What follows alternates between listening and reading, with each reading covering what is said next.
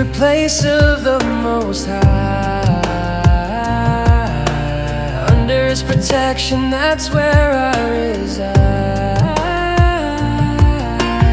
No weapon formed against me gonna survive. In His shadow, that's where I'ma thrive. He my refuge, He my fortress too. Against my enemies, He showed me what to do. 1,000 fall beside me, that's nothing new. 10,000 at my right can't touch me through. God's protection over me, no infection can't touch me. In His presence, where I be, divine reflection, watch and see. Angels guard me day and night, nothing harm me in His sight. He my shelter, hold me tight, now and forever, living right.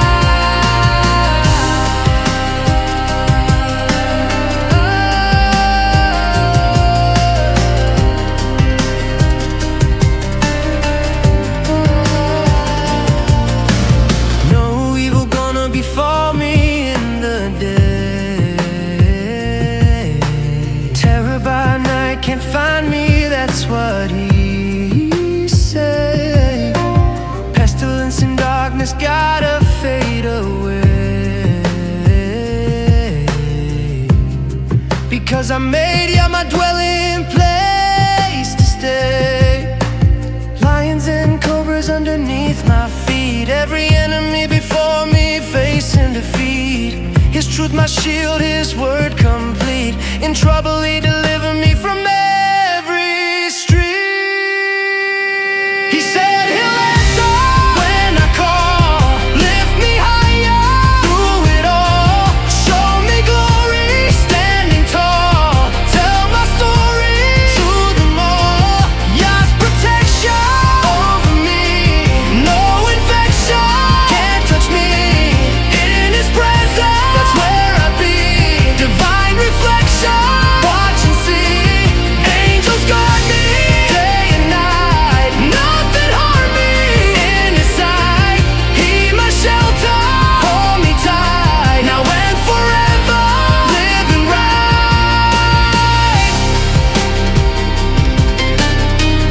In His secret place,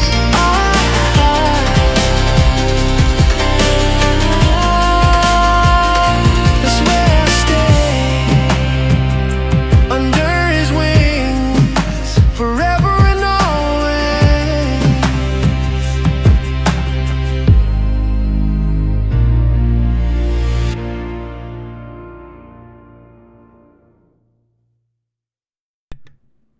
Happy Sabbath, happy Sabbath, happy Sabbath to the 12 tribes of Israel.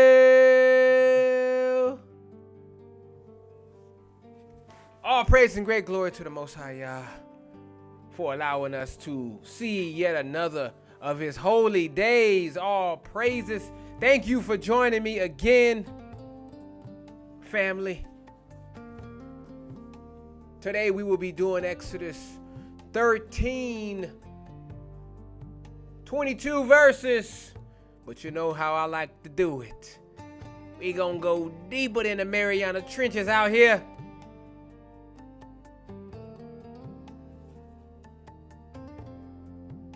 So put down your phones, put down the pens, put down the things real quick.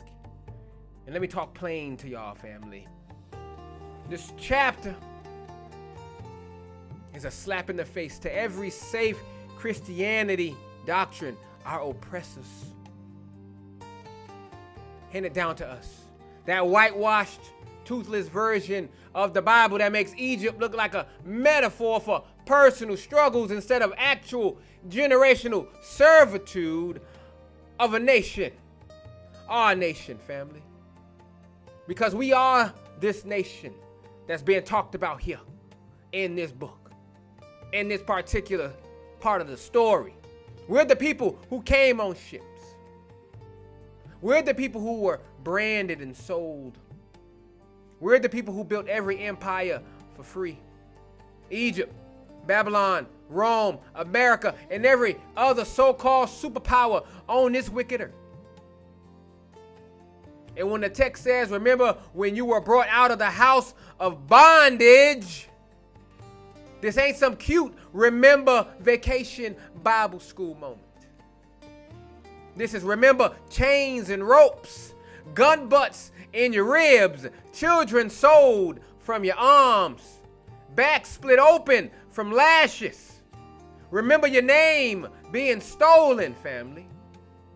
Your Elohim being replaced.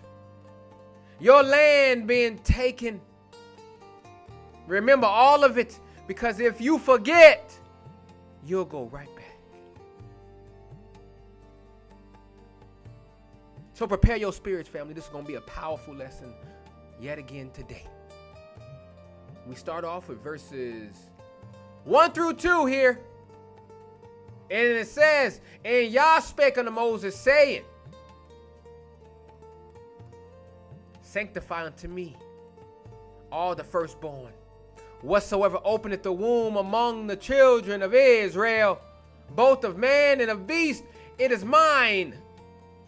The Most High says, sanctify.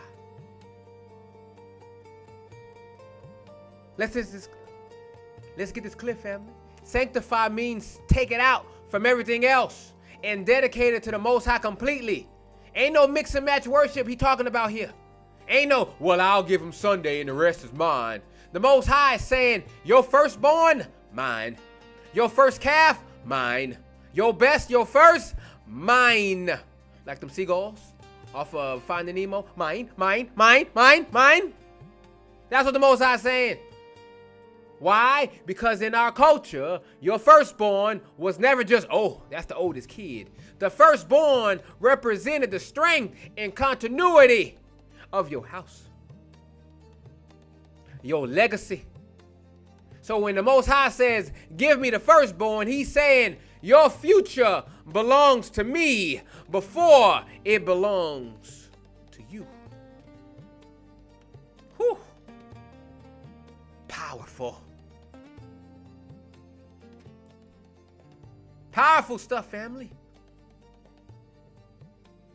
We Israelites today, we don't set apart squat for the Most High anymore.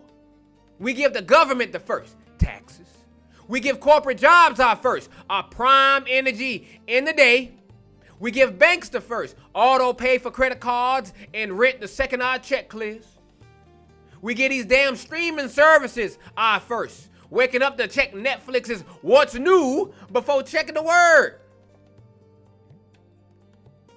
We treat the Most High like some broke distant cousin who gets the scraps when we done.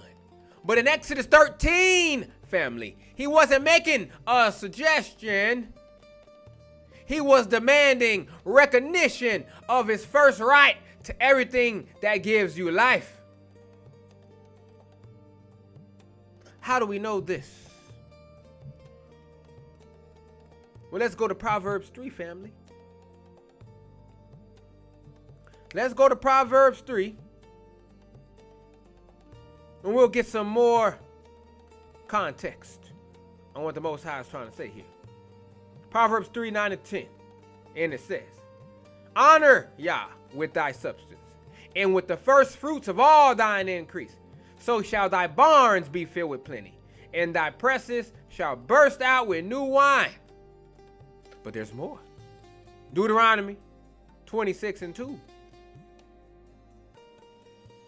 Says that thou shalt take the first of all the fruit of the earth, which thou shalt bring of thy land, that Yah thy Elohim giveth thee, and shalt put it in a basket, and shall go unto the place which Yah thy Elohim shall choose to place his name there, which we know will later be Jerusalem. He want the first, family. But we all continue to give everything else to everybody else but him. All your time you give to other people, other nations, than the creator of the whole earth. Firstborn in today's time, family, your time, that's the first part of your day. Your mind, what you focus on first in the morning. Your resources, what you spend your check on before anything else. If the first thing you do when you wake up is scroll through Instagram and not pray or meditate on his law, Pharaoh still owns your firstborn. That's what he's trying to tell you. And I'm guilty. I do that. This is a check to me too.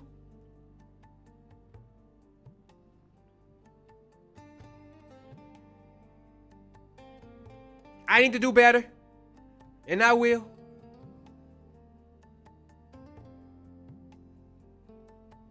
But how many of y'all can own up to that and change?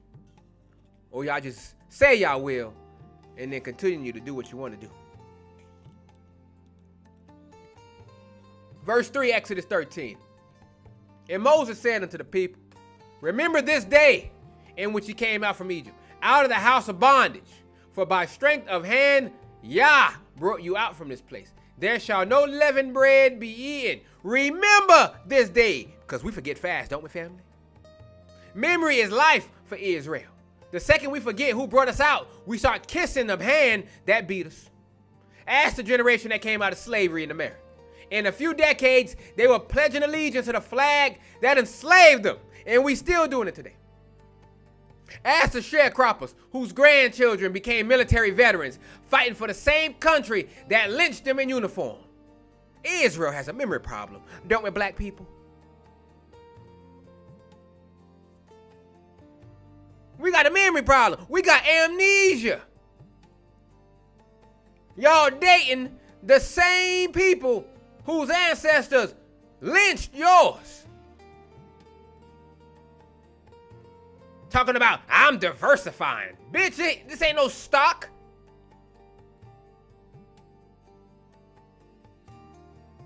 Brad, grandpa, lynched yours. Beat yours. Called yours a nigga. Spit on yours. But you're gonna go date him and think it's gonna be different. Keisha, come on. Same thing to you, Tyrone, going over to Becky. Becky daddy don't like your black ass. Becky daddy gonna disown Becky if she don't stop dating your black ass. Becky daddy in the KKK, if it catch you slipping, you gonna be hanging from a tree.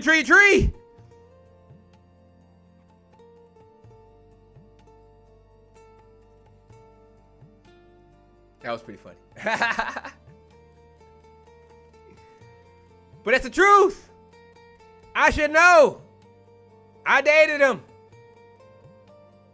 They're smiling in your face, but they don't give a damn about your family. I know. I've heard the conversations that they thought was secret talking about your boy.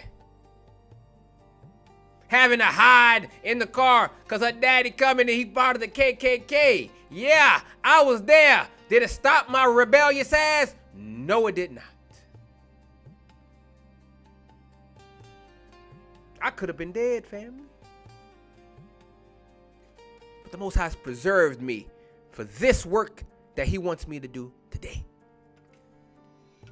House of bondage, what is that? This isn't, oh, I had a rough job bondage. Oh no, this is literal slavery, family. Forced labor, subjugation, generational trauma. Same thing that happened to us in the transatlantic slave trade. Y'all remember that shit? Egypt equals ancient bondage. America in the West Indies equals your modern Egypt. The rest of the world is your Egypt. Black folk, wherever we at, that is your Egypt. By strength of hand reminds you it wasn't luck. It wasn't politics. It wasn't Lincoln or Martin Luther King speeches. It was the power of the Most High that ever gave us a chance to survive past chains. Why you think we still here, family? These people want to exterminate us off the planet, but yet we still here, we still having kids, and it pissing them off. Why? Because Yah, that's why. Now what is the Moses talking about when he says the leavened bread? Why unleavened bread, family? Because leaven, or yeast, symbolizes puffed up arrogance, impurity, sin spread throughout your life. He's saying, when I bring you out, Don't you dare bring Egypt's arrogance, Egypt's fake gods, Egypt's filth with you. Modern example for you idiots today. You leave the hood and move to the suburbs, but you pack the same Babylon-inspired greed, vanity, and addiction in the moving truck. Or you're coming to the truth of who you are as Israel, but you still want white man Jesus hanging on the wall because mama had it in the living room. That's leaven. Am I making myself clear, you knuckleheaded Negroes?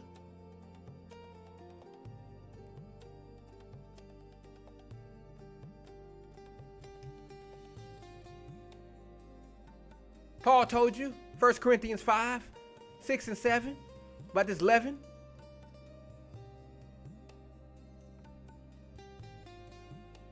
Your glorying is not good.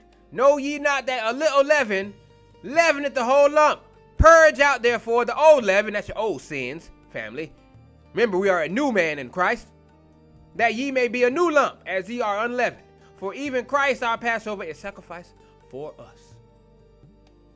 Same thing Yahushua says in Mark 8 and 15. And he charged them, saying, take heed, beware of the leaven of the Pharisees and of the leaven of Herod. Don't be like them.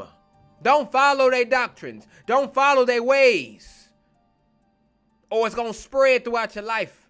It's going to spread throughout your community. It's going to spread throughout your household. That's what is being said here, family. Do y'all understand this? Pretty simple to me. A lot of y'all come into being Israelites and y'all still holding on to Christianity. You're still holding on to that pork. Yeah, I can't let that pork go, even though all the health risks that pork has. You still want it. You're addicted to it. There's many alternatives that the Most High give you, and you stuck on that cheap ass shit. Sad. Sad.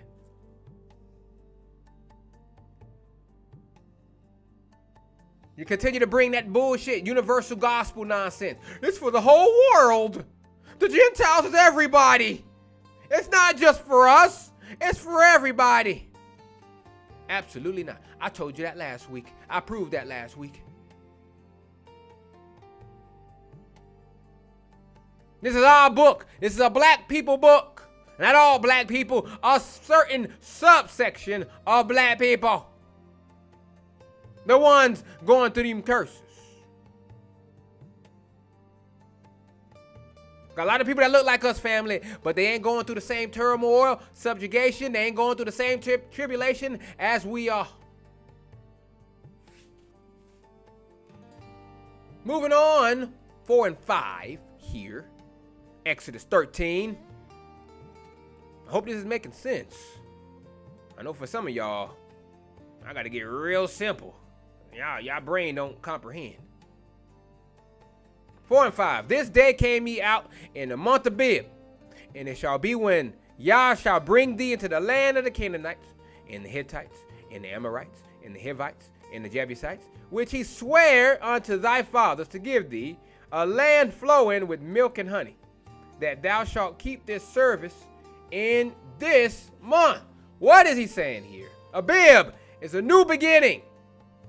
That's what it stands for. That's what it symbolizes. Abib was spring with ripening barley, symbolic of renewal, fresh start. Egypt was famine for your soul. The wilderness is detox. That's why I'm out here in the middle of bumfuck nowhere, detoxing my spirit.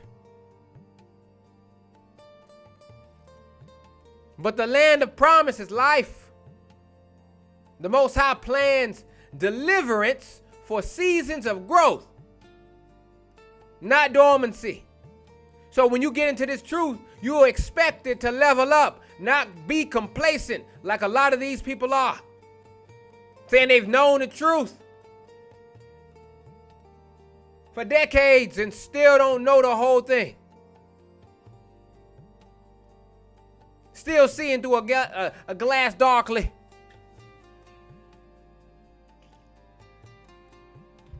dormant, no growth. Only thing they care about, hey, I'm an Israelite. That's all that matters to these niggas.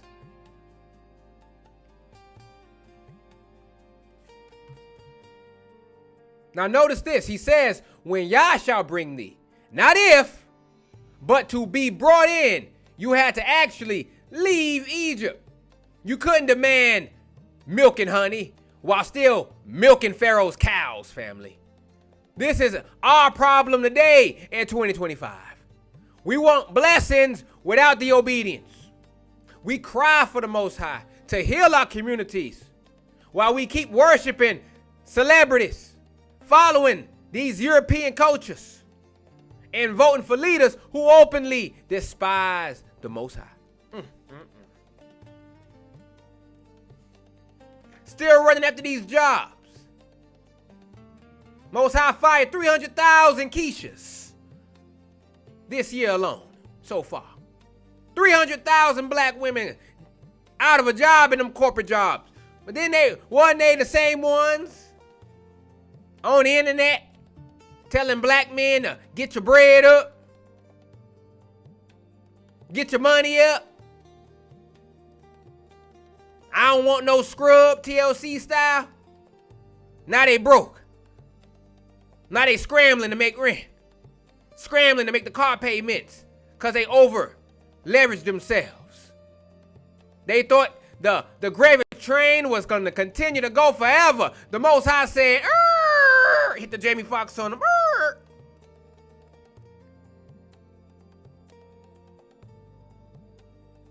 Now they crying.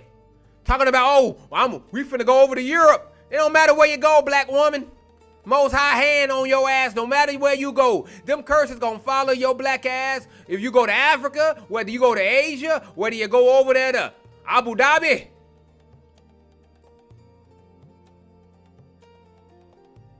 These curses gonna follow you, Keisha, until you learn your lesson. Until you give your first back to who? The Most High Yah.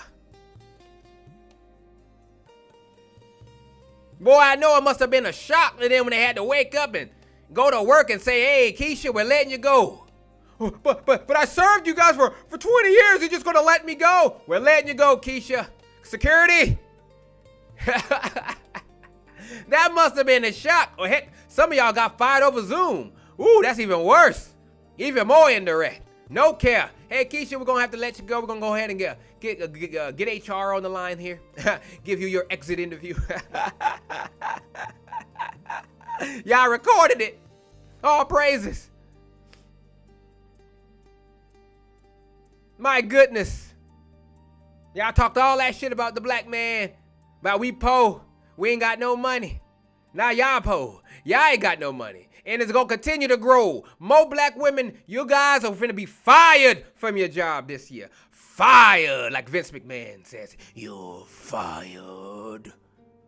Like Donald Trump say, you're fired. And he was the one who did it. Took away them DEI. Took away the DEI from y'all black people. He said, all right, no more of that. Most High put that on his spirit to do. Had to teach you Israelites a lesson. Particularly you girl Israelites. Because you guys been coasting. You guys been coasting far too long. Black man been getting his head beat in forever. You guys been coasting for far too long. The Most High said, all right, judgment is here. And boy, is it sweet, sweet justice as I see them crying on the internet. Oh my God, no. What am I going to do? Black women, we need to go to another country. If we take our dollars somewhere else, boy, please, ain't shit gonna change. We need to start our own business. Ain't gonna change. Because guess who runs the shit? White folks. If they ain't want you in a corporate place, you think they finna give you a goddamn loan for your business? Fuck you, Keisha. Ooh, I know it hurts. Ooh, I know it stings. I know it stings. Oh. You're rolling your eyes at your boy. Hey, that's cool. You probably turned off the channel. Hey, that's cool. But I planted the seed, baby. And it will sprout. You will reap what you sow. I guarantee you that. Before this year is up, it's going to be disastrous for black women. Oh, yes, I said it. I proclaim it from the rooftops to the heavens. Black woman, the judgment is here. You finna get it worse. I guarantee it.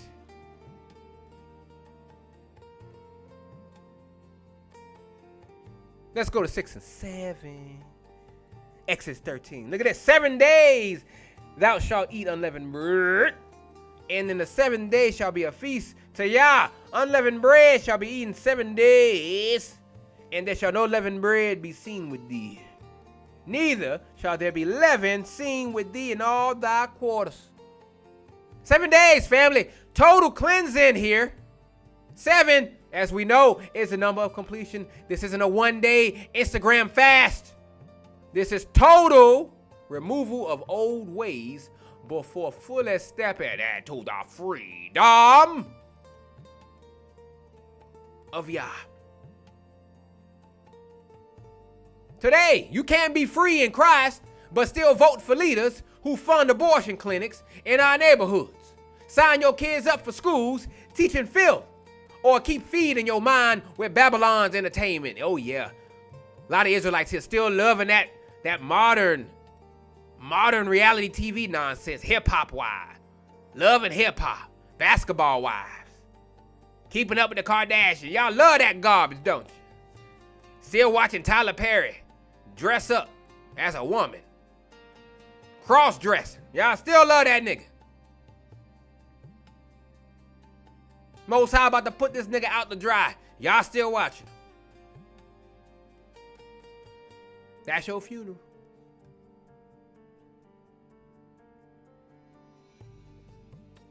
Some of you stopped eating pork, but you're still spiritually eating trash every day on social media. That's leaven lurking in your quarters. Exactly what it said to remove, but you can't remove it. You love lusting. You love porn. You can't let it go. That lotion stays on your nightstand. Most High know what you do with it. It ain't just for moisturizing.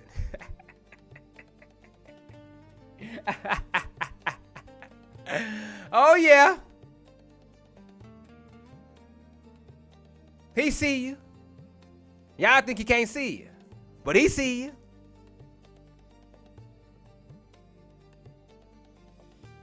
We keep it moving though, 8 through 10. Finish off this first section. And thou shalt shew thy son in that day, saying, this is done because of that which Yah did unto me, when I came forth out of Egypt. And it shall be for a sign unto thee, unto thine hand, and for a memorial between thine eyes, that Yah's law may be in thy mouth. For with a strong hand hath the Lord brought thee out of Egypt. Thou shalt therefore keep this ordinance in this season from year to year. So we have failed this in 2025. These Jewish imposters over there keep their fake heritage alive by teaching their kids Hebrew, history, and holidays from birth. Meanwhile, we give our kids the oppressors' history books and maybe take them to church where Pastor Porkchop gives them the whitewashed gospel. If you don't tell your kids they're Israel, Egypt would tell them they black, which in their dictionary means minority, privilegeless, consumer, and criminal.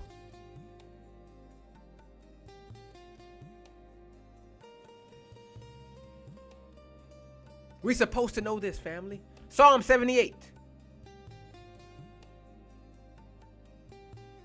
5 through 7, real quick.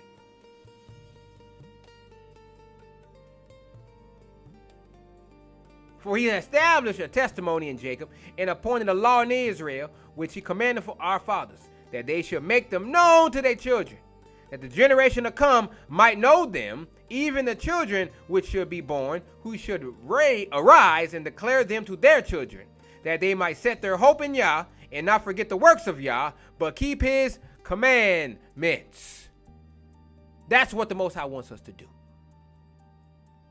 Now you got the sign on your hand and your forehead. Upon thy hand, that's your actions, family. Between thine eyes, your thoughts. This means your whole being is marked by the remembrance of deliverance. Not a holiday once a year, not a social media post when you feel spiritual. This is how you are supposed to live. Some of y'all looking for a mark. They say, oh, the mark gonna be on the hand and the forehead. This is exactly what it is, family. When you align your ways to Babylon, you got the mark of the beast. When all you think about is Babylon, you got it on your forehead. When all your actions pertain to what Babylon wants you to do, you got the mark on your hand. Y'all over there looking for a goddamn microchip and all this other bullshit. Symbology, family. Stop watching too many sci-fi flicks. They have corrupted your mind. It's already here. The mark is already here. If the first thing you do is do Babylonian bullshit, then guess what? You got the mark of the beast. If everything you do pertains to Babylon, guess what? You got the mark of the beast. This ain't something that we looking forward to in the future. It's already here, family. We already in Revelation. We already here. Stop looking for some goddamn alien versus fucking shit, sci-fi, whatever. This ain't Independence Day. Will Smith ain't here to save you from no damn aliens.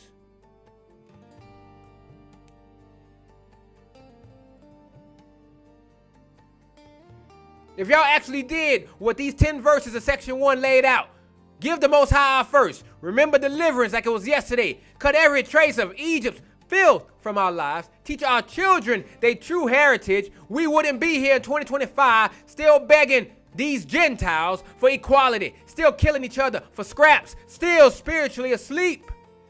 We'd be prepared for the kingdom to take over when Christ returns to set it up. So let's keep it going to section 2, 11 through 16 here. Let's read that. And it shall be when Yah shall bring thee into the land of the Canaanites, as he sware unto thee and to thy fathers, and shall give it to thee, that thou shalt set apart unto Yah all that openeth the matrix. And every firstling that cometh of a beast which thou hast, the males shall be Yah's. And every firstling of an ass thou shalt redeem with a lamb, and if thou wilt not redeem it, then thou shalt break his neck. And all the firstborn of man among thy children shalt thou redeem. And it shall be when thy son asketh thee in time to come, saying, what is this? That thou shalt say unto him, by strength of hand, Yah brought us out from Egypt, from the house of bondage. And it came to pass, when Pharaoh would hardly let us go, that Yah slew all the firstborn in the land of Egypt, both the firstborn of man and the firstborn of beasts. Therefore I sacrifice to Yah all that openeth the matrix, being males, but all the firstborn of my children I redeem. And it shall be for a token upon thine hand and frontlets between thine eyes, for by strength of hand Yah brought us forth from Egypt. A lot of shit, verse 11 through 12 here. Right off the bat, notice it. When Yah shall bring thee into the land, that's not if the Lord, it's not maybe Yah, it's a military level guarantee. When? We need to let that sink in for a second here in 2025, family. Because we've been in this state of hopelessness so long, thinking we'll never own anything. Thinking the most we can hope for is equal rights inside Babylon. But this is the Creator telling your ancestors, when, not if. But here's the catch. The promise of the land comes with a system. In verses 12 and 13 is the first reminder of that. All the firstborn are his, including animals and humans. Why is he repeating this? Because after we get blessed, family, human nature is to get selfish. You know how we are. Oh, look at all this land we got now. Look at all this abundance. God is good. Y'all remember Black Wall Street, right? Look what happened to them. And then 2 seasons later, it's, well, let's keep these extra animals for ourselves. Times are hard, you know. That's what y'all do, right? Ain't that what we do? Sound familiar? It's the same way black folks prayed and struggled to get those homes, land, and small businesses after slavery. And when they did, they left Yah's laws behind and ran to chase integration instead. That's why most of that land got stolen right back That's why Black Wall Street got bombed by them crackers. Most High said, oh, y'all forgot about me? Bring the heathen over, bomb your shit, massacre your people, massacre y'all in Rosewood, fucked y'all up with Jim Crow because y'all forgot him. Like, oh, y'all came out of slavery, but you forgot me? I'm going to put you right in Jim Crow law. I ain't going to put you on chains physically no more. I'm going to put it in your mind now. That's how we are, family. So for the firstborn dedication, this is a loyalty badge between Israel and the Most High. It's as if he is saying, you give me your first, I'll make sure you'll never run out of the next.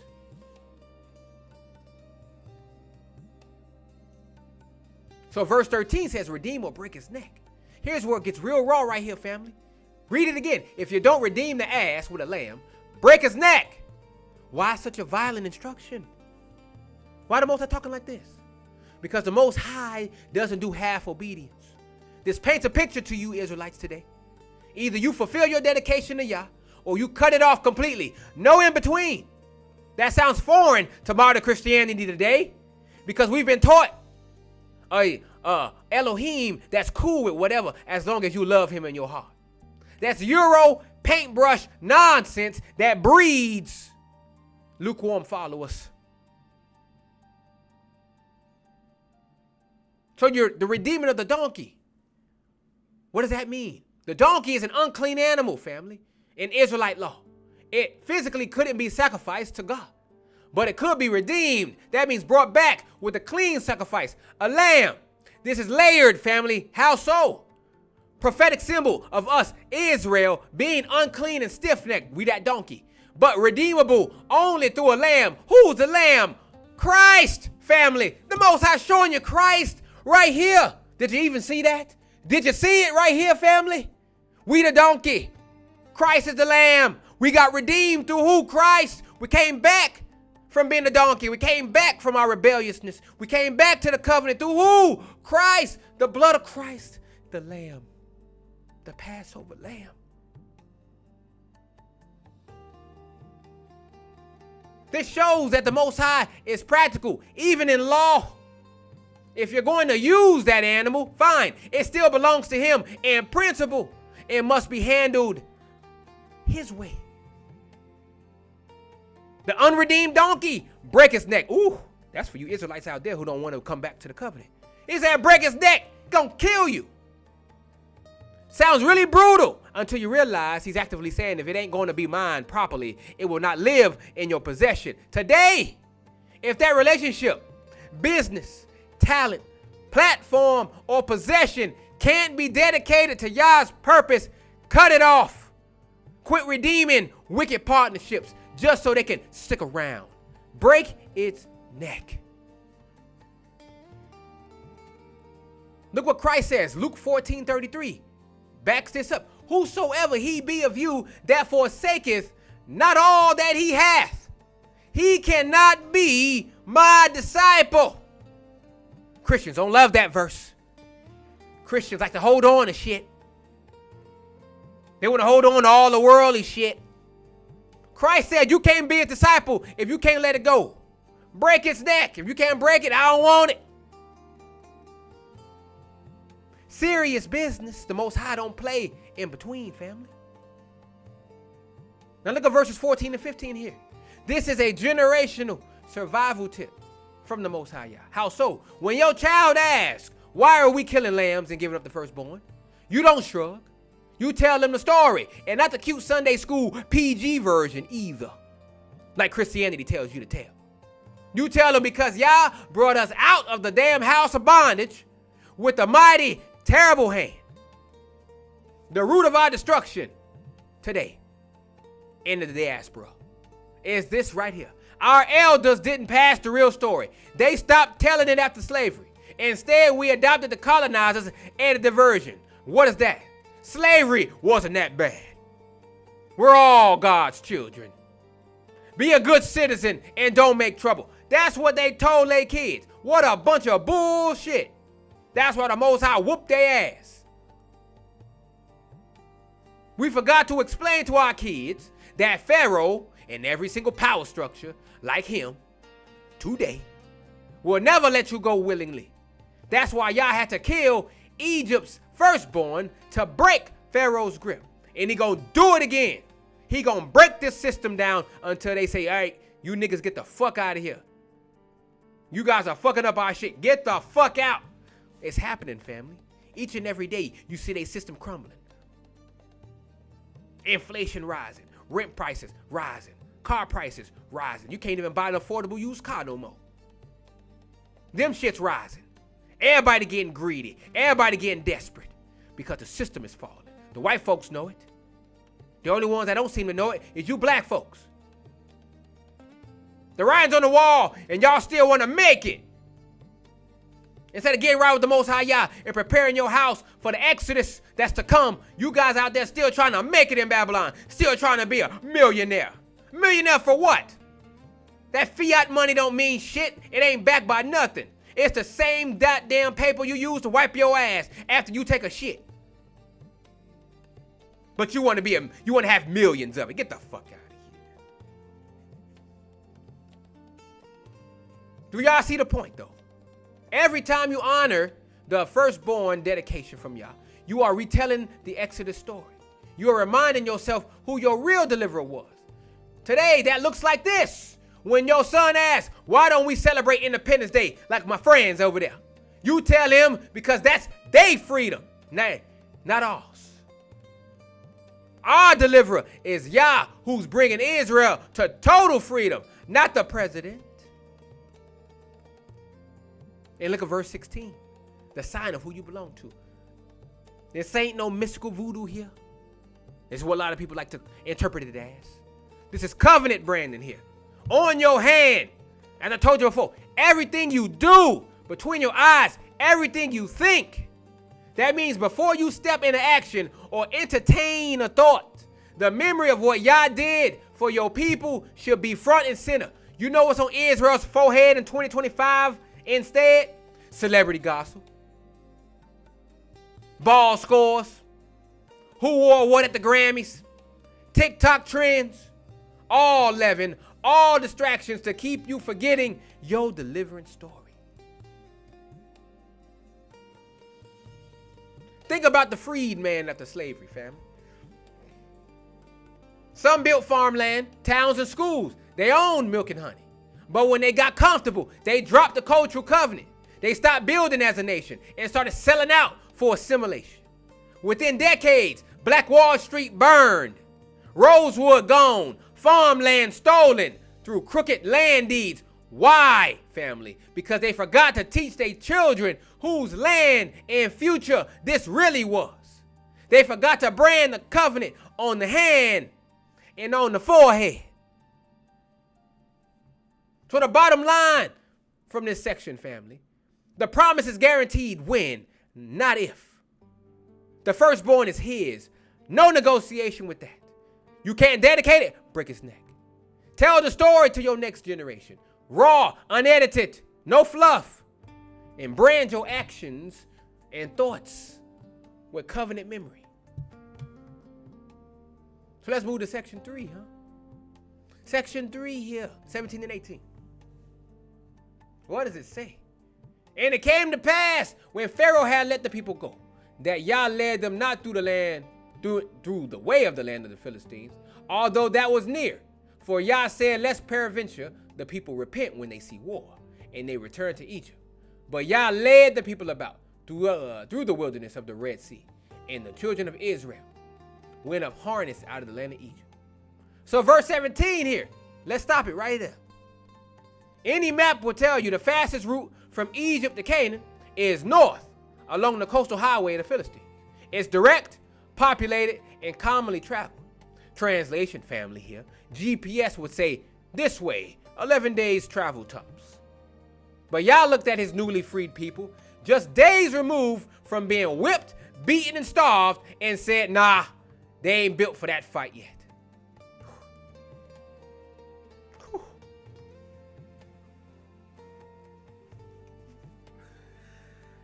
Whew. Damn. Family, look at the mercy and realism of the Most High here. He knew our ancestors weren't ready for that smoke. They were free, but not yet strong. Delivered, but still with a slave's reflexes. This is why some of y'all feel frustrated in life when you finally come into this truth. You think, now that I'm following the Most High, it's straight shot to blessings. I used to think that too. And he's like, child, if I put you in the middle of that fight right now, you'd run back to your old life like a junkie chasing the head. You know you're still carrying Egypt in your mindset when the first challenge sends you back to your old coping methods. A little spiritual warfare makes you long for the comforts of your oppressor system. You talk about liberation, but deep down you still need Pharaoh's approval.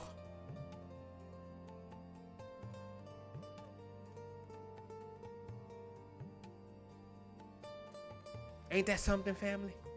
He know you ain't ready for that smoke. This is why it's taken me so long to even get here.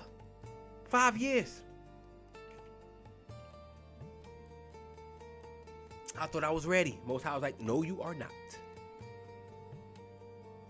No, you are not. Notice too, though, family. Y'all knew, not guessed, that if they saw war too soon, they'd run back. There's no shame in being unready. But there is shame in refusing to let him train you. And that's where a lot of y'all fall off. Y'all come into this truth thinking it's going to be easy street.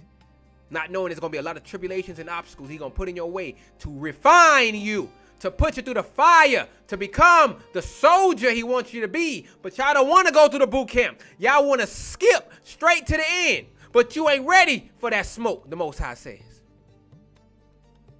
So what do? Y'all run back to Egypt anyway. Y'all run back to your old life. Y'all run back to your old stomping grounds, your old friends and all of that stuff because you don't want to handle the smoke. You don't want to handle the change, the training that the Most High is going to put in your path. You don't want to handle the obstacles. You don't want to change your life completely. You don't want to dedicate your firstborn to the Most High Yah. You want to do what you want to do. If it don't come easy, you don't want to do it, and that's the problem with our fucking people today. Lazy as fuck. Soft as goddamn baby shit.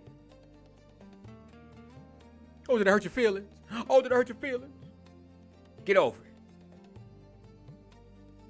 Y'all soft as fuck today. Soft. I had people with a little bit of truth on social media. They crying. Calling me all kind of shit. Oh, he's sassy. Fuck your mama.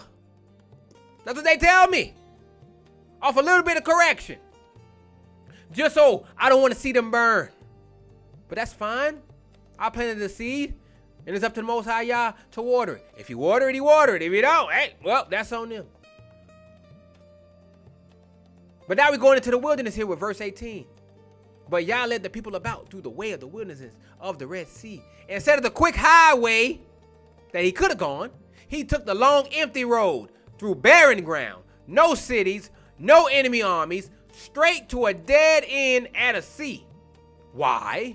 Because the wilderness strips distractions. It's spiritual boot camp. You see nobody but him. That's why I'm out here in the middle of bumfuck nowhere, family. Surrounded by heathen. No family, no nothing, no lifelines, nothing. It's only me and him. You can't run to Egypt like cities along the Philistine route and settle there. No, sir. You got to stay put. And that's why I've been for the last 7 years. 7 family completion. This may be my last year here. I have no idea. A new beginning is coming. I'm approaching my 40th year. 40, we know that. Testing. The end of testing, new beginning. Something may be in store for your boy soon. I don't know.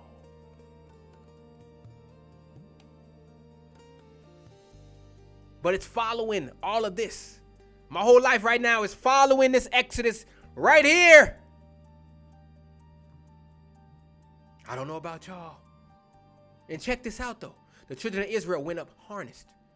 Some translations say arrayed for battle. But let me tell you something, family. They weren't really soldiers. They were dressing the part, still green, still carrying Egypt's trauma.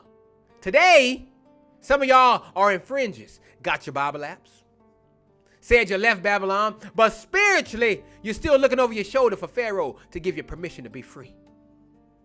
You look like an army on Instagram. I see y'all marching out there, IUIC.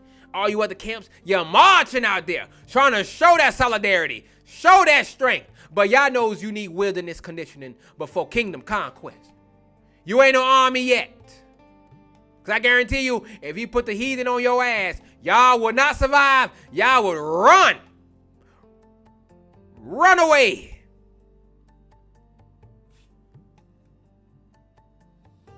So why would the Creator, the same one who can literally part seas, choose a harder, longer path? Why would he do this, family? Why? Because freedom isn't just switching geography, family. It's detoxing the mind. And detox hurts. Because you got to change. Example, Juneteenth. Emancipation in Texas happened years after it was technically legal. Why? Because you can't just drop and oppress people in the middle of an unprotected highway and expect them to keep their land without getting slaughtered by the hostile forces, which was the KKK, the lynch mobs, and the disenfranchisement laws they had at that time. That's exactly what Yah was preventing. So look at the symbolism here. The Philistine highway is fast, but the fatal route. Your ambition without maturity.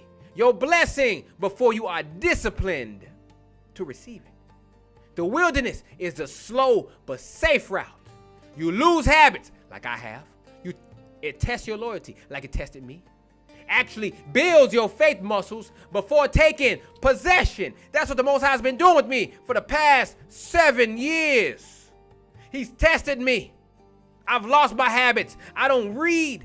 I don't look at Babylon shit no more. I don't watch sports.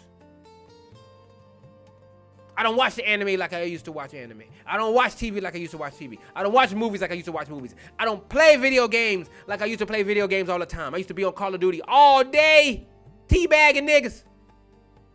I don't do that no more.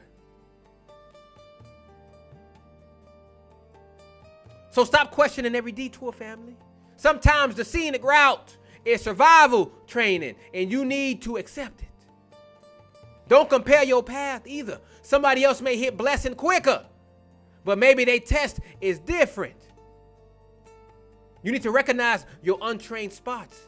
Yah's delays are to get you ready, not punish you.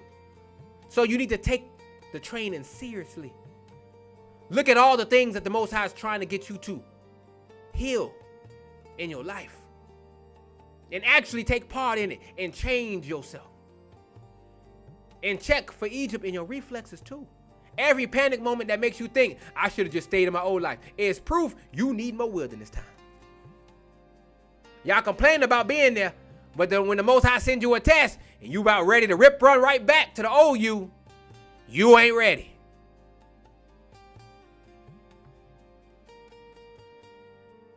Look at Hebrews 12 and 11.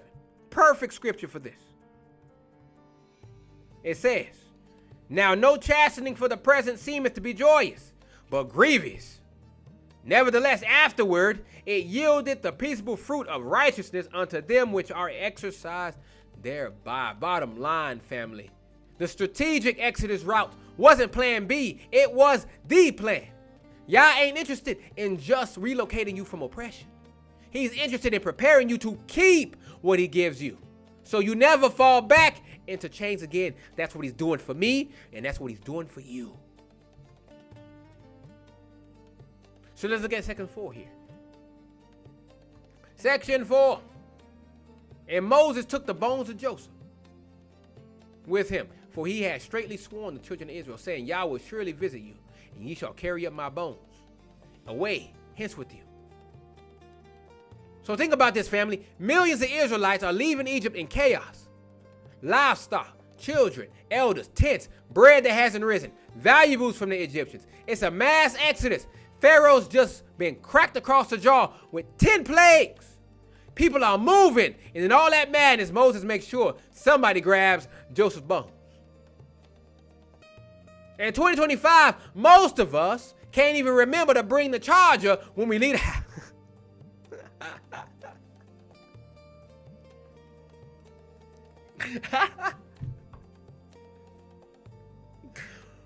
We can't even remember to bring the charger when we leave the house. And you got Moses out here hauling 400 plus year old remains through a desert. That's dedication, family. Now, why did these bones matter, though?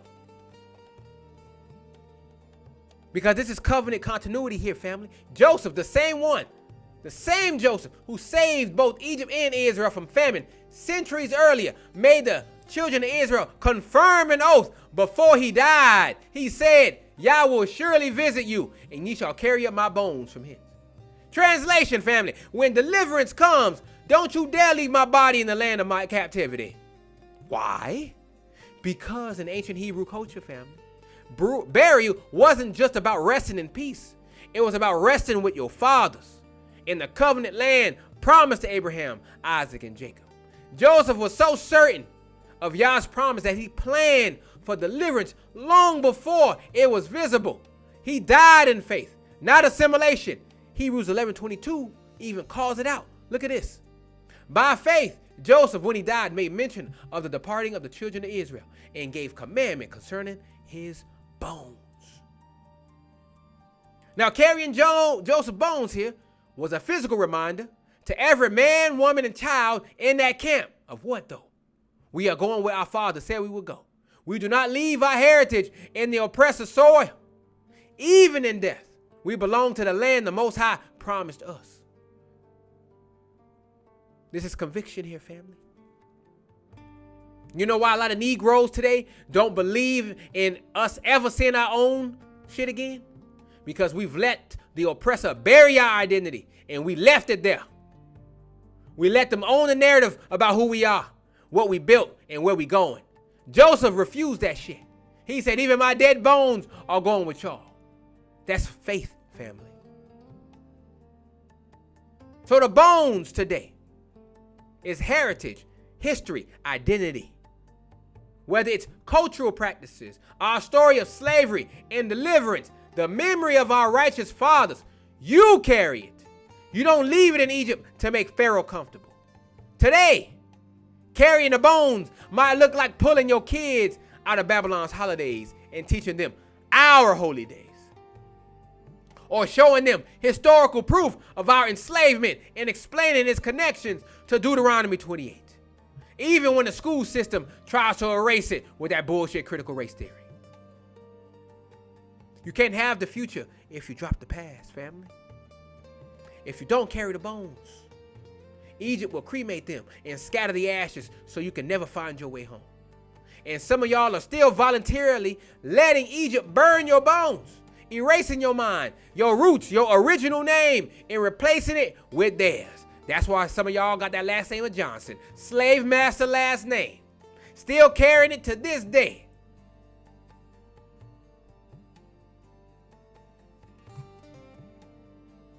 So Joseph's wording matters too in how he said it. God will surely visit you. Not I hope, or maybe, absolute certainty. That's that covenant faith again. The kind Hebrews 11 talks about that moves people to act even when they know they won't be alive to see the fulfillment. In other words, family, Joseph lived in Egypt, served Egypt, but his citizenship was in the kingdom. You Negroes today, we get a little Babylon money, oh boy, a little comfort, and suddenly we Egyptian at heart. Ooh. Defending the very system that oppresses us. That's what happens when you have no bones to carry, no promise in your grip. You become a Babylonian in your mind.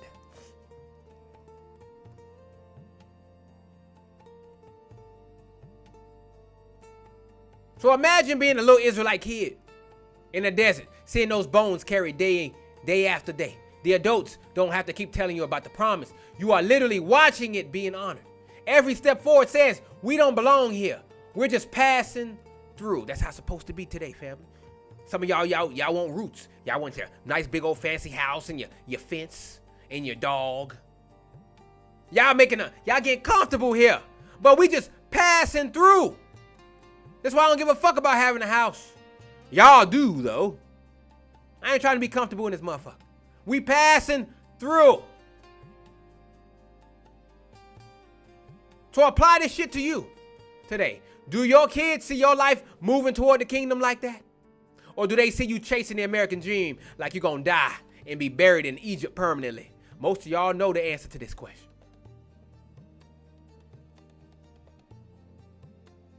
So the bottom line here for this section, family, don't you dare leave your bones in the land of your captivity. Whether literal, physical, or cultural, you got to take your identity, your promises, and your covenant memory with you into every step toward freedom. Joseph teaches us that real faith makes plans for the future generations before freedom even arrives. Now here's the thing though. We've got a powerful section here coming up. Verses 20 and 22. Where we're about to look at that divine GPS system in action, family. The pillar of cloud and fire. So let's read this last section and finish it up and call it a day, you Israelites. And they took their journey from Succoth and encamped in Etham, in the edge of the wilderness. And Yah went before them by day in a pillar of a cloud, and to lead them the way, and by night in a pillar of fire, to give them light to go by day and night. He took not away the pillar of the cloud by day, nor the pillar of fire by night, from before the people. So Succoth here was already outside of Egypt's proper, a kind of staging area for departure. Etham is literally on the edge, meaning this is your last familiar ground before you step into the wild unknown. What does that mean though, family? That cliff moment in your life when you've left your comfort zone, but you haven't yet seen your final destination. You're in that awkward in-between, no turning back, but not arrived yet. Today we live at that edge of the wilderness. We've woken up to the truth. We're Israel. We've walked out of some of Egypt's customs, but we're still staring at the next stretch like, now what? And here's where it gets beautiful, family. Verse 21. Yah went before them. Now stop and pause. Please hear this, family. He didn't send a committee. He didn't just anoint a man and then go back to heaven and sip tea. He went ahead himself. And how did he do it? Pillar of cloud by day. This is visible cover. Shade from the desert sun. Direction you could see against a bright blue sky. Fire by night. Heat in the cold desert. Light in pitch black. Visible for miles. This is a 24-hour navigation and protection system. And family, nobody else on the planet had it. Egypt didn't, the Philistines didn't, only Israel. We're the only people on this planet that has this kind of protection. But only if you obey. That's what my song, Yah's Protection, is all about, that I played in the beginning. We're the only ones with this protection. Now look at the spiritual symbolism here. The cloud, as I told you, covering, protection, shelter, hidden mystery of his presence, under his shadow, as it is in Psalm 91:1. And then you got the fire, which is what? Purity, judgment, unapproachable holiness, guidance when you can't see naturally. So think about it. The cloud blocks what will kill you in the heat. The fire repels predators in the night. Both lead the way, no matter the time. You never had to guess which way to walk.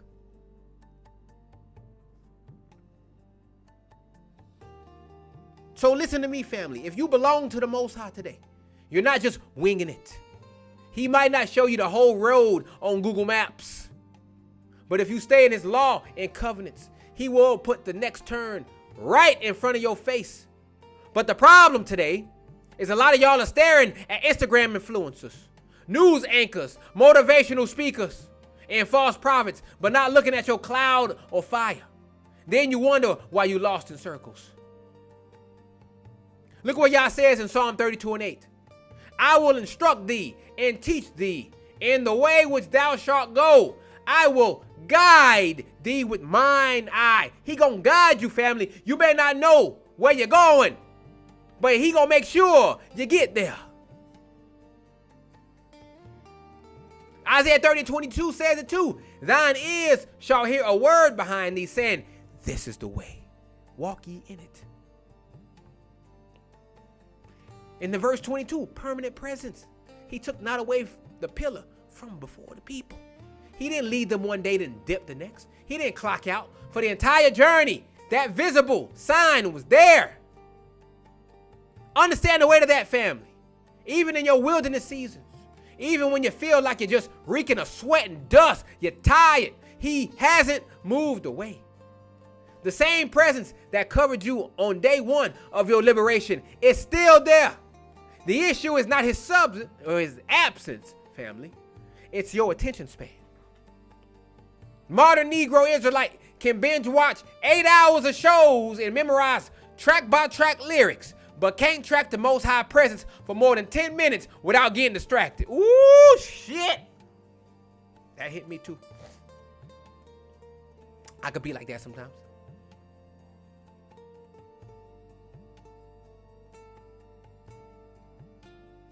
But ain't that crazy?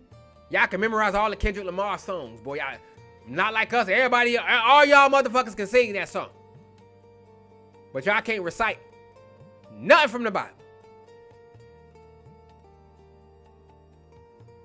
So we think he's gone because we keep getting distracted, when really we just stopped looking. So what are the lessons you can learn from this today, family? Follow, don't lead. They didn't tell the cloud fire where to go. Too many Israelites today trying to drag the Most High into their plans instead of just submitting to his route. The Most High want to drive the car, but you trying to take over the wheel. Most High like, get the fuck out of here. Sit down. Enjoy the route. Look at the scenery. Let me work. Let me cook. You trying to put your own ingredients in it. The Most High like, I know what the fuck I'm doing. Sit your ass down, Negro. So you also got to adapt to the time changes too. Day or night, movement or rest, the guidance adjusted. Sometimes you got to move in bright conditions. Sometimes in the dark, but the source is the same. And also, your edge of the wilderness needs faith. Walking with the cloud means accepting you won't get the whole blueprint on day one. Think right after emancipation, family. Our people left physical bondage, but those who survived were the ones who followed righteous leadership under Yah, not the ones chasing every opportunity offered by plantation owners in disguise. The cloud then was elders rooted in the word, communal values that we had and shared, and self-reliance under the Most High Yah. The fire was the boldness of truth in the face of danger at night. Now today, that cloud fire might come through the convicting word. What I'm doing to y'all right now, convicting you. Through wisdom passed down from your people. Through his spirit. Through prophetic signs in your life. But we're ignoring them for GPS systems that were built by Babylon. So the Most High himself, he leads his people out. Not some random trend, not emotions, not Egypt's directions. And if you're really his, you have a covering by day, light by night, and you're never abandoned. Even at the edge of the wilderness, your only job, family, is to stay under it. Don't drift off chasing your own route. So family, that's the conclusion of Exodus 13. We've gone from dedication of the firstborn to remembering the deliverance, to purging leaven, to strategic detours, to carrying the bones of our heritage, to following the divine GPS into the unknown. Question is, are you going to follow it?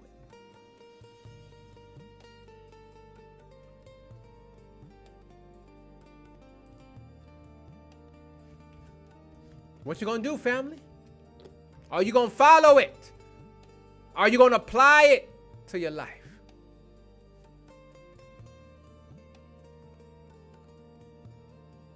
So to wrap this whole thing up, this whole chapter opens with the Most High saying, sanctify to me your firstborn, they mine. Today, that means hand them your best. Now, your first energy, your first resources, your first priorities. Not your Sunday leftovers. Not not when you get around to it.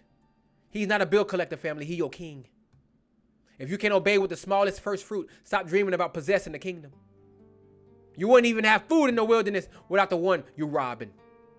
Check your bank statement, your schedule, your mental real estate. They tell the real story of who gets your firstborn.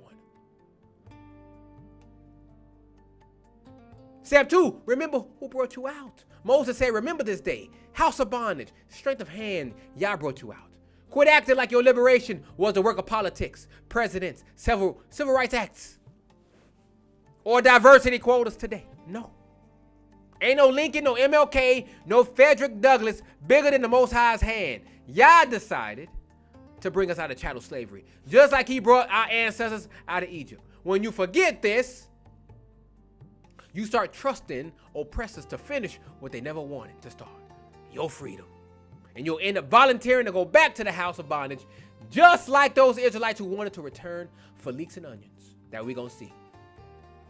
So tell the uncut story to your children in your mind daily. Egypt ain't your savior. It's your abuser. You got to purge out the leaven too. 7 days, complete break from Egypt's filth. Detox your culture, habits, and mindset. What's in your quarter today, family? Babylon's morality on your TV today? Pharaoh's fear running your career choices? Social media feeding envy, lust, and greed? If you don't throw it out, it will puff up and spoil the whole lump. Your home, your relationships, your walk with him. If the Most High walked into your house at night, would he find traces of Egypt in your music, your calendar, your kids' speech? These are questions you should be asking yourself. You teach the next generation. When your son asks this, you tell him, we have failed this so bad that most Negroes today identify themselves by the last name of their oppressor without flinching. We taught our kids how to hoop, sing, make money, but not how to stand as a covenant people. Then we get surprised when Babylon eats them alive. Your Instagram bio says God first. Boy, I've seen this too many times. Do your kids know which God and that they're Israel? Or do they know more about Steph Curry stats than Moses' miracles?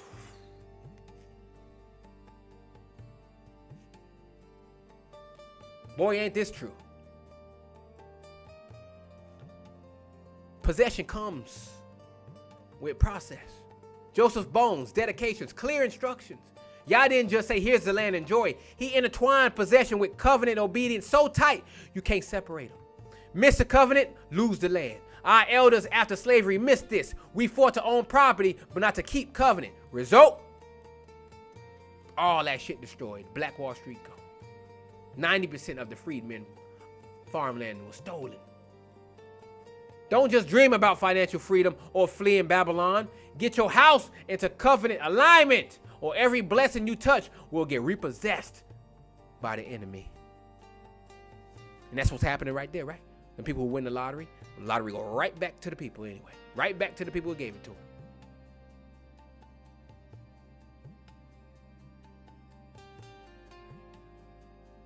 The detours that the Most High gives you are mercy. Yah avoided the quick route to save Israel from quick death. Today, some of your delays are him protecting you from getting slaughtered before you're ready. If he gave you the marriage, platform influence, or financial level you're praying for right now, Egypt in your brain would drag you back in chains by next month. So stop whining. Why not yet, Yah? Learn to fight in the wilderness first. Build your faith muscles before you get to Canaan. That's what he's doing with us today. Never leave your bones. That means carry your heritage, your promises, your identity everywhere you go. It should be visible enough that your kids see you dragging it every step of the way. So today, what bones are you carrying? If your children can't articulate who they are and where they're going as Israel, you have left your bones in Pharaoh's tomb. And then you got the pillar of cloud again. Yah's unbroken guidance and protection. The most dangerous place in the wilderness was outside that covering.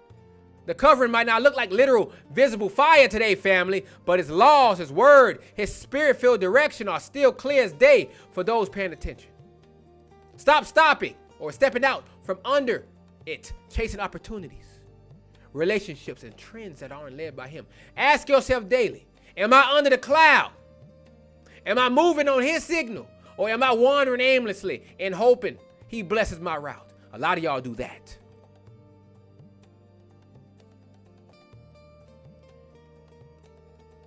So if you want to walk out of modern Egypt victorious, family, stop treating Exodus like ancient trivia. This is your family album. This is your evacuation plan. And there will be a second Exodus when Christ cracks the sky to gather his people. But if you can't follow the game plan in chapter 13, what makes you think you'll recognize the sound of the trumpet? So I'm telling you, family, Israelites, grab your bones, purge your leaven, get under the cloud, and stop crying about the detour. The one who brought you out with a mighty hand ain't lost in the desert. So if you lost, it's because you strayed from his steps. And with that, I end my sermon. All praises and great glory to the Most High Yah. Thank you, Father, for allowing me to say this word to your people. I hope you guys were spiritually edified. I pray you guys had a great Sabbath. We'll be back again here next week. Y'all willing to do Exodus 14. May you have a blessed week in the name of the Most High Yah. And remember, family, never stop planting seeds. No matter how ignorant and stubborn our people are, you continue to cry loud. Which coincidentally is the song I'm finna play for y'all. Off the new album, if you guys haven't heard it yet, it's out. The Day of Yah. That's what it's called. And this particular song is called Cry Loud, Spare Not. One of my favorites on the album to show you the urgency you must have to waking up your people. I love y'all, family. Y'all be easy. Until next time. Shalom. Watchmen on the wall, sound the alarm. Let your voice be like thunder. The time for gentle words is gone. Cry loud, spare not. Got a message burning in, deep inside my bones. Can't hold back the truth, gotta make it known. Like Jeremiah's fire, still within my heart. Either speak his word, or I'll come apart. No more sugarcoating, no more playing nice. Time to tell our people, they're wrapped up in vice. Like Isaiah standing, crying in the street. Show Jacob his sins, make him feel the heat. This ain't peaceful preaching, this ain't feel good talk. Time to shake the lukewarm, make the scorners walk.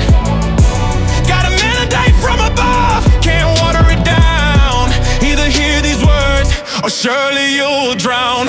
Cry aloud, spare not. Sound the alarm. Lift your voice like a trumpet strong. Let them hear. Show my people their transgression. Tell the truth before the day of judgment comes. Time is short. No more gentle whispers. Speak it loud. No more compromise. Stand your ground. This is what thus says Yah. Thus says Yah. And loud, spare not. Like Ezekiel watching, seeing judgment come. If I don't want the people, their blood's on my tongue. Can't be worried about feelings when death's at the door. Rather have you hate me than to hit the floor. They call evil good now, and good they call bad. Lost all sense of righteous, got the prophets mad. Wearing Christian badges, but denying the law. Teaching pagan doctrines that the fathers never saw. This ain't about acceptance or winning their praise. Rather save some souls in these final days. Like John the Baptist crying, repent or you'll die. Time to face the truth, no more living a lie. When I say to the wicked, you shall surely die, and you give him no warning, that wicked man shall die in his iniquity, but his blood I will require at your hand. Some say speak in love, but love speaks the truth. Rather hurt your feelings than to see you lose your eternal soul to the second death.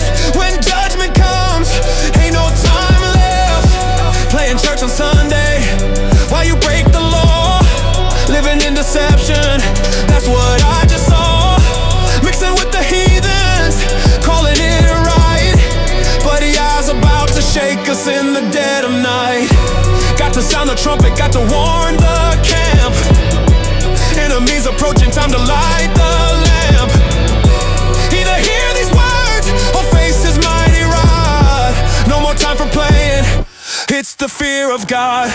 Cry aloud, spare not. Sound the alarm. Lift your voice like a trumpet strong. Let them hear. Show my people their transgression. Tell the truth before the day of judgment comes. Time is short. No more gentle whispers. Speak it loud. No more compromise. Stand your ground. This is what thus says Yah. Thus says Yah. Cry aloud, spare not.